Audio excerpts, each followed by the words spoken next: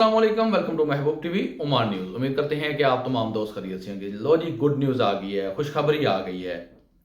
और ये खुशखबरी है आउट पास वालों के लिए जो सल्तनत ऑफ ओमान के अंदर ओवर स्टे कर चुके हैं। उनका वर्क वीज़ा था, विजिट वीज़ा था, फैमिली वीज़ा था और दीगर और कोई भी वीज़ा हो सकता है।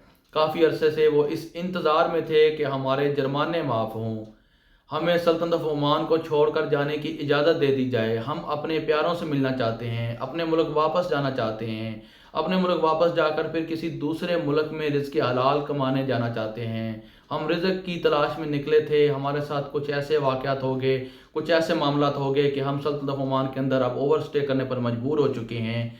तो उनके लिए वज़ारतुल अमल की तरफ से, मिनिस्ट्री ऑफ लेबर की तरफ से खुशखबरी आ गई है कि आप लोग अगर आज से 31/7/2025 तक अपने आउट पास रजिस्टर करते हैं तो इंशाल्लाह 10 दिन के अंदर अंदर आपको इसका रिज़ल्ट मिलेगा।